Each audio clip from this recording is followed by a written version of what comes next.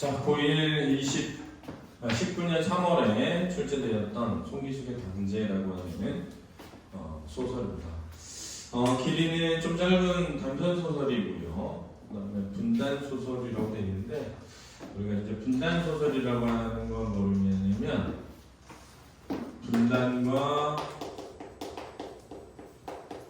전쟁을 소재로 한 작품들이 많거든요. 그래서 이런 걸 다루는 작품들을 분단소설이라고 합니다. 그렇죠? 여기서 스님이 좀 중요하게 생각하는 건 뭐냐면, 잘 들어봐. 스님이 전쟁이라고 하는 것이 가지고 있는 보편적 특징이 있다 그랬어요. 그게 뭐냐면 폭력과 파괴죠. 특히 전쟁은 사람을 뭐하게 만들어? 죽게 만들지 않습니까? 그죠?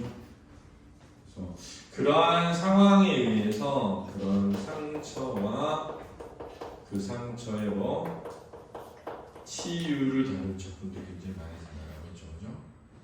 두 번째는 우리가 겪은 한국전쟁은 사실은 뭐의 대립으로 나온 거야?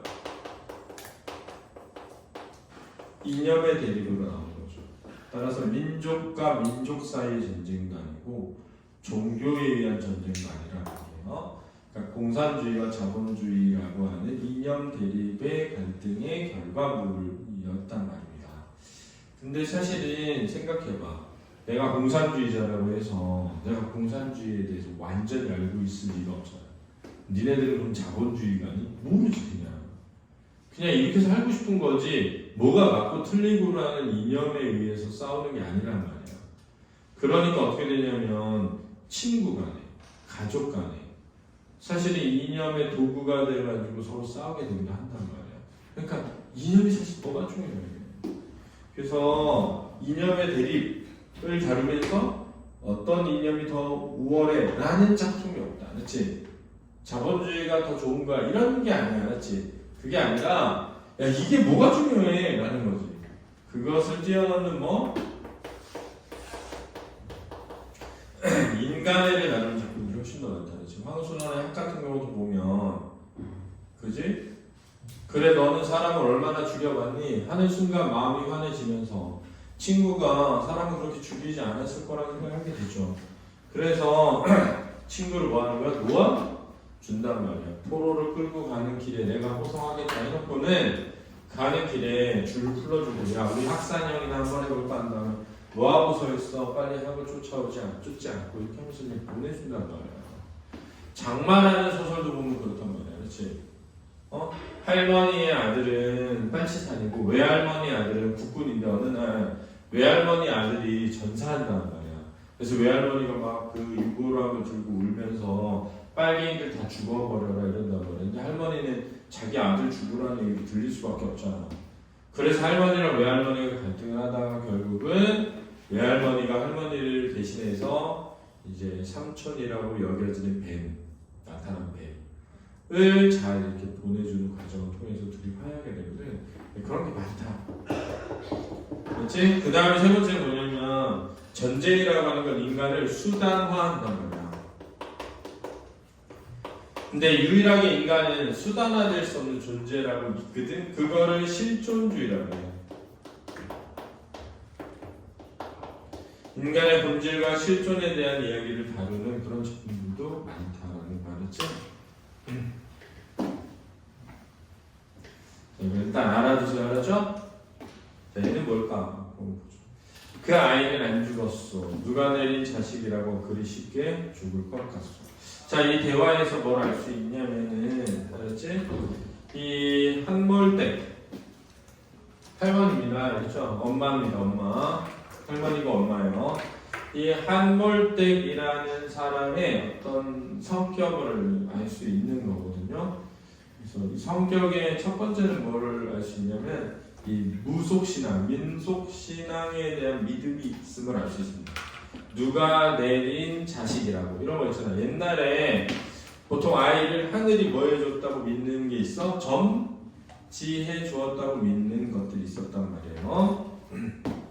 틀림없이 미륵보살님이 지켜주고 계실 것이요. 그럼 이게 미륵보살이 바로 아이를 내려준 존재라는 거죠. 그죠? 이 미륵보살을 믿는 사상이 민속신앙입니다. 그렇죠? 물론 불교에 나오는 미륵이거든요. 미륵보살을. 근데 우리나라에서는 유독 이 미륵보살이 미래를 이렇게 좋게 만들어주는 존재란 말이에요. 그래서 그런 의미를 더 많이 지요. 멋이라고 함께 갔던 친구가 하는 말인데 그러면 그 녀석이 거짓말을 했단 말이요. 자, 이 대화에서 뭐라 했냐면 함께 갔던 친구가 뭐라고 말해준 거야? 죽었다고 말했다는 거죠. 그렇지? 어젯밤 꿈에도 그 아이가 저 건너 미륵바위 곁에 서 있읍디다. 꼭 옛날 당신이 징용 가셨을 때 미륵바위 곁에 서 계셨던 건 맨 키로 의젓하게 서서 웃고 있읍디다. 자, 이 대화에서 뭘 할 수 있냐면 징용이라고 하는 것의 역사적 어떤 민족사적 고통이 드러나 있다는 걸 했지. 그러니까 우리는 일제강점기라는 걸 겪었어, 그지? 이 일제강점기에서 가장 고통스러웠던 게 뭐냐면 징용에 끌려간 거야.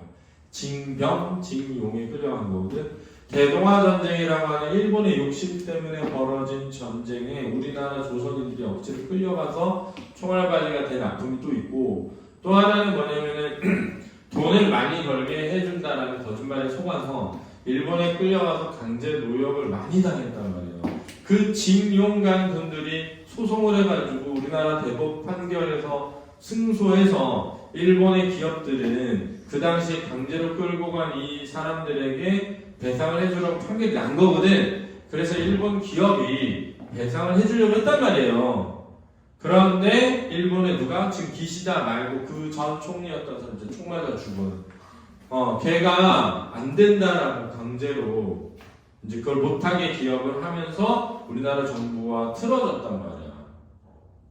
근데 우리나라 정부가 한 게 아니라 야 정부는 행정부잖아. 사법부가 아니잖아. 분리돼 있잖아. 근데 사법부에 대해서 행정부에서 이렇게나 저렇게나 할 수 없는 거지. 그래서 일본이 뭐 한 거야? 우리나라에 소부장을 수출하지 않겠다라고 한 말이 무역보복으로. 왜냐 우리나라 산업들이 대부분 일본으로부터 소재나 부품을 들여와서 전 세계에 파는 거였단 말이야. 그래가지고 난리가 났죠. 화해해라, 일본하고 잘 지내라 이런 사람들도 있었고. 근데 그냥 끝까지 싸운 거 아니니? 그래가지고 결국은 일본이 엄청난 피해를 입었지. 왜? 우리가 소재 부품 산업이 성장해 버렸단 말이야. 자, 그거 우리 자체적으로 해결할 수 있게 돼버린 거지. 거기에 삼성전자가 큰 역할을 했어요. 이틀인가 공장 가동을 멈췄어. 그냥 엄청난 손실이 있는데. 왜? 소재 부품을 시험해봐야 되잖아. 그래서 우리나라 기업이 만든 것을 가지고 사용 가능한지 순도가 나오는지를 시험해보기 위해서 이틀간 공장 닫고 엄청난 손실을 감수하고 했거든. 그래가지고 결국은 우리가 그렇게 된 거 아니니. 그래서 끝까지 지킨 거야. 그래서 일본 니네 배상해라 이렇게 한 거란 말이야. 근데 이번에 이제 대통령이 들어서면서 뭐라고 한 거야? 우리나라 기업들한테 배상금을 대신 해주라고 하는 거야. 일본 기업이 해야 되는 대신 배상금을 니네가 대신 해줘라 이거야. 그래서 실제로 그 당시에 징용 갔던 분들 중에 일부는 그 돈을 받았어. 그러니까 사과를 누가 해야 되는데? 일본의 기업들이 해야 되지 않니, 그지? 근데 누가 대신한 거야? 무슨 기업들이 대신한 거야? 왜? 하고 싶어서? 아니지. 하라고 하니까. 미친 개싸이 같은 짓이죠. 제가 생각할 때는. 근데 이 할아버지가 한물 영감이 징용에 끌려갔었단 말이야. 근데 이 영감이 징용에 끌려가서 죽었다고 소식이 전해와. 근데 한물댁이 꿈을 꾸는데 그 마을에 미륵바위라고 하는 사람들이 개인적으로 가서 뭘 빌고 하는 바위야. 바위가 생긴 게 영험해 보이는 바위들이 있잖아. 되게 크고 막 이상한 모양이고. 그러면 거기에 이름을 붙인단 말이야. 그리고 거기 가서 막 빌어요. 왜냐하면 저렇게 큰 바위, 저렇게 기괴하게 생긴 바위가 있는 거 뭔가 신령스러움이 있는 걸 거야. 이런 믿음이 있잖아, 민속에. 근데 그 바위 곁에 있는 웃고 있는 한몰 영감의 꿈을 꾸고 난 뒤에 거짓말처럼 한몰 영감이 해방 이후에 한참 지나서 살아서 돌아왔단 말이야. 그 얘기를 하는 거야 지금. 그러니까 이 이야기 속에서 뭐가 드러나? 우리 민족의 역사적 아픔이 드러나는 거죠. 한국들이 마치 남의 이야기를 하듯 차분하게 말했다. 무엇이 옛날 징용 왔을 적 인자 품에 내가 미륵바위 곁에 서 있었던 것 맨 뒤로 자, 사투리죠? 사투리를 쓰면 현장감, 생동감, 황토죠. 그렇지. 영감을 꿈뻑이며 하며 건너다 봤다. 그때 일은 너무나 신통했다. 탄광에서 갱도가 무너져 죽었다고 집에 사망 통지서까지 온 영감이 죽지 않고 살았던 것이다. 외정 때 북해도 탄광이 징용으로 끌려갔을 때였다. 자, 이렇게 과거로 뭐해? 돌아가게 되면 역순행적 구조라고 한다. 그렇지? 교대를 하러 갱으로 들어가려 하는데 갑자기 배탈이 났다. 평소 그를 곱게 보던 십장이 십장이라고 하는 거는 열십자를 쓰는 건데 조장 같은 거 조장. 그렇지? 어떤 일을 하는 데 있어서의 조장, 조언이고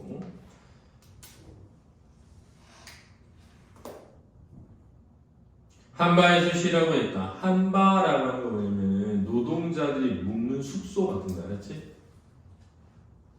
그리 한 시간도 채 못되어 탄광은 수라장이 되고 말았다. 낙반 사고였다. 구조를 하느라고 낙반이면 이제 돌이 무너지면서 갱이 무너진 거죠. 구조를 하느라 탄광은 벌집을 쑤셔 놓은 꼴이었다. 비유적 표현이고 그러나 갱 사정을 손바닥 보듯 알고 있던 영감은 그들을 구출할 수 없다는 것을 잘 알고 있었다. 순간 도망치자는 생각이 번개처럼 머리를 쳤다. 도둑놈은 시끄러울 때가 좋더라고. 도망치기에는 이보다 좋은 기회가 없을 것 같았다. 시끄러울 때가 좋다. 시끄럽고 어수선할 때 주의력이 결핍되잖아, 그지? 주의가 분산되니까 훔치기 쉽다는 거야. 더구나 자기가 갱 속에 들어가지 않았다는 것을 십장만 알고 있는데 그도 갱 속에 들어갔으므로 자기가 없으면 갱에서 죽은 걸로 치부할 게 다름없었다. 틀림없었다. 치부한다는 것은 그렇게 여기다라는 뜻이야. 그렇게 여기다. 주먹을 사려지었다. 그러나 탈주는 목숨을 거는 일이었다. 그래서 주먹을 사려지었다라는 건 결심을 드러내는 표현이야. 알았지? 잡히면 그대로 총살이었다. 광부였지만 정시 동원령에 따라 끌려왔기 때문에 그들의 탈주도 군인들 사냥하고 똑같이 취급됐다. 그렇지만 여기 있으면 자기가 언제 죽을 줄 몰랐다. 전시 물자 수급이 딸리자 목표랑 채우기에만 눈이 뒤집혀 안전 따위는 안중에도 없고 몽둥이로 소 몰듯이 몰아치기만 했다. 자, 이런 데서 당시의 상황이 드러나지. 일제 강점기에 대동아 전쟁 마지막 부분이 일어났던 일들이야. 작업 조건도 조건이지만 우선 밥이 적어 견딜 수가 없었다. 배가 고팠다는 거야. 2판 4판이었다. 예산 때도 지나세나 국리가 그 국리였으므로 도망칠 길목은 웬만큼 머리 잡고 있었다. 머리 잡고 있었다는 건 뭐냐? 예측하고 있었다, 생각하고 있었다, 이해하고 있었다 이런 뜻이야, 그렇지? 지나세나는 밤낮 없이 해가 지나 날이 새나. 예산 때는 보통 때도 해가 지나 날이 새나 밤낮 없이 국리가 그 국리였다는 게 뭐냐면 도망칠 생각뿐이었다는 거야. 그렇지? 국리가 그 국리였으므로 도망칠 생각뿐이었으므로 도망칠 길은 웬만큼 알고 있었다. 밤이 이슥하게 기다려 철조망을 뛰어넘었다. 집에는 사망 통지서와 함께 유골이 왔다. 그러니까 아무나 죽은 뼈 중에 일부 갖다 준 거야. 무슨 일인가 하고 나간 시어머니는 그 자리에서 집단 무너지듯이 까무라쳤다. 기절한 거죠. 충격. 그러나 한번쯤은 어리벙벙한 표정을 써 있었다. 아무래도 그게 자기 남편 유골을 갖지 않았고 죽었다는 실감도 들지 않았다. 그 순간 전날 밤 꿈에 나타난 미륵보살이 떠올랐다. 미륵보살이 인자하게 웃고 있었고 그 곁에 남편이 의젓하게 서 있었다. 그이는 안 죽었어. 자, 이게 이제 민속신앙에 대한 믿음이죠. 그렇죠? 이 믿음은 진짜 민속신앙이 뛰어나서가 아니라, 그렇지? 한 가닥 희망이라도 저버릴 수 없어서 저거지. 그래서 얼마 전에 세월호 10주기였잖아요, 그죠? 4월 16일날 그게 가장 가슴 아픈 게 뭐냐면 죽은 아이의 시신을 찾지 못하는 엄마들이 있다는 거지, 그지? 그럼 그 엄마들은 평생을 죽었다고 생각할 수가 없지. 보질 못했으니까. 그지? 그러니까 진짜 슬픈 거죠. 그죠? 한번때는 시어머니 꿈 이야기를 하며 틀림없이 미륵고 설립시켜 주실 거라고 했다. 그러나 시어머니는 그런 소리를 기억에 듣지도 않고 시름시름 앓다가 그 길로 세상을 떠나갔다. 그렇지만 한번때는 눈물 한 방울 흘리지 않고 그때까지 그렇듯 새벽마다 미륵바에부터 정성스럽게 치성을 드렸다. 8일호가 되었다. 해방 꿈결에 쌓여온 듯 남편이 살아났다. 그래서 약간 요약적으로 지나간 일을 보여주고 있죠. 이 일을 보여주는 이유는 뭐니? 한물댁이 자식이 죽지 않았다고 믿게 되는 이유가 드러나죠. 그죠? 한물 영감대에는 6.25 때 의용군으로 나간 아들이 북쪽에 살아있다고 믿으며 살아간다. 산업화에 의한 댐 건설로 마을이 수모되기 전 지는 마지막 당제가 끝나고 이게 이 소설의 주제야, 알았지? 당제라는 건 뭐라고? 마을에서 지내는 제사를 뜻합니다. 그래서 이게 어떤 아픈 민족적 아픔을 민속 신앙에 의지해서 이겨내고자 하는 의지 이런 걸 주제로 한단 말이에요. 자, 끝나고 한번영감 혼자 남아 도깨비들에게 아들의 안전을 지켜달라고 부탁한 거야. 자네들이 사는 길 속 내가 뭘 잘 몰라서 하는 말인데 이 길 속은 세상이야. 길 속 세상, 자네들이 사는 세상 내가 잘 몰라서 하는 말인데 만당간에 그런 게 있으면 우리 집 여성한테 말을 전할 방법을 한번 생각해보게. 천행으로 그런 방법이 있다면 그 여성한테 이렇게 조금 전해주게. 자네 부모들 둘 다 못하라는 게 그것은 하나도 걱정 말고 혹간에 그쪽에서 간첩으로 내려가라고 하거든. 죽으면 거기서 죽지 간첩으로 절대로 내려오지 말라고 전해줘. 이쪽 남한에는 어딜 가나 골목골목 간첩자 그런 필대기 안 붙은 데가 없고 군인이야 경찰이야 예비군이야 더구나 3천만원 5천만원 상금까지 걸려서 어느 한구석 발붙일 데가 없다고 저저히 일러줘. 아무리 지가 홍길동이라 하더라도 여기 와서는 어느 골목에 발을 붙일 것이며 어느 그들이 응신할 것인가. 자, 서리법이지. 숨을 곳이 없다. 없네, 없어. 발 붙일 데가 없어. 자, 여기서 뭘 할 수 있어? 자식에 대한 사랑이 나타나죠. 너무 뭐하고 싶지만 보고 싶지만 오지 말라는 거잖아. 왜? 자식을 사랑하기 때문에. 영감은 손사래까지 치며 절레절레 고개 접는다. 자네들한테 이런 말이라도 하고 난 게 속이 쪼까 터진 것 같네. 응어리가 풀리는 거야. 사상이 무엇인가 모르겠나마는 자 사상 뭐야? 이념이죠. 이념. 그 사상이라는 것도 사람이 살지 않는 사상이지 죽지 않는 사상 아닐 것인데 피부치 생나무 가지 찢어지듯 찢어져서 30년을 내리 소식 한 번 듣지 못하고 산대서 그것이 지대로 된 세상이었어? 서리법이야. 제대로 된 세상이 아니다. 아무리 이빨 감시로 총겨누고 있어도 이 꼴이라면 이제는 피차에 쫓간 영감 말을 또 끝인다. 그래서 이 꼴이라면 뭐야? 제대로 사람들이 살 수 없는 꼴. 이제는 피차는 쫓간 생각된 말은 뭐야? 이해하고 양보할 때도 되지 않았어? 이 뜻이 알았지? 싸우지 말고 영감의 말을 또 끝입니다. 저쪽에서 플래시불이 나타났다. 서울에서 밤차를 타고 온 사람이 같았다. 아이고 사람이 오네. 나 가야겠네. 그럼 돌아온 한신날 곳에 영감은 담배꽁초를 지지게 끄고 부랴부랴 동네로 내다닌다. 그럼 진짜 도깨비를 만나서 이런 얘기를 한 거야? 그런 믿음을 지니는 거지. 그지? 왜 믿는 거야? 한가닥 희망이니까. 알았지? 이듬해 봄부터 댐에 물이 차기 시작했다. 산 중턱까지 물이 찬 댐은 물빛이 유난히 푸르렀다. 자, 이렇게 댐에 물이 찼다는 건 산업화의 과정을 보여주는 거고 이 산업화의 과정에서 고향이 상실된 거잖니, 그지? 그럼 멀리 떠난 아들이 초적을 곳이 있어 없어? 없어지게 된 거지. 만약에 진짜 살아서 온다면 와봤더니 고향이 없어진 거잖아. 그지? 멀리 바다로 날아가는 물새들도 푸른 불빛에 끌려 여기 내려앉아 자격질하다 떠나고 하늘에 떠있는 흰 구름도 제 아름다운 자태를 수면에 비춰보며 한가롭게 멈춰있기도 했다. 자, 묘사야 묘사. 배경의 묘사. 감내골 가는 장구목재 잿길이는 잿길이는 도끼길이야. 고개를 넘어 좀 내려가다 물속으로 들어가 버린다. 왜? 길이 사라졌잖아. 그치? 동네가 없어졌으므로 댐을 막은 뒤부터 이 길을 다니는 사람은 거의 없다. 이 땅은 극성스러운 낚시꾼들이나 바쁜 걸음칠 뿐이다. 새벽 장사꾼처럼 바삐 나대는 낚시꾼들은 느닷없이 앞을 가로막는 큼직한 안내판 앞에 우뚝 걸을 멈춘다. 관광지 안내판 크기 안내판을 읽고 나면 낚시꾼들은 어리둥절한 표정으로 고개를 갸웃거리다가 눈을 옆으로 돌린다. 거기에 오두막집 한 채가 서 있다. 쌀이나물 서리가 가지런하고 마당이며 토방이 여간 정갈하지 않다. 여간 정갈하지 않다는 몹시 정갈하다. 깨끗하다야. 토방과 집터 서리에는 벌통이 연한 통 놓여 있고 집 근처 너들맞이기 밭에는 조그만 남새밭을 내놓고는 모두 메밀을 갈아 가을 하얗게 핀 메밀꽃이 따가운 햇살에 누리부실 지경이다. 남새밭이라고 하는 건 집 옆에 작게 만들어 놓은 밭들을 의미하지? 막 평상시에 먹는 야채나 채소나 이런 거 심는 발길이 바쁜 낚시꾼들이지만 이 집을 보고 나면 고개를 갸웃거리다 다시 안내판으로 눈이 간다. 안내판 한쪽에 귀퉁이에 호롱불이 걸려 위쪽이 시커멓게 끓여 있고 그 곁에 끄트머리에 창의리라고 쓰인 비석도 하나 서 있다. 그 글은 서툰 글씨지만 정성 들여 또박또박 쓰이는 안내판을 다시 읽는다.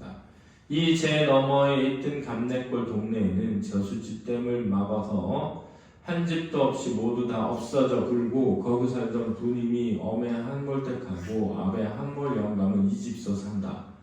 부님이 아베 이름은 김진구다 라고 써있다는 거야. 왜 이거 왜 읽는 거야? 그렇지. 아들이 찾아왔을 때 집을 찾아오라고 남겨본 거죠. 수고했습니다.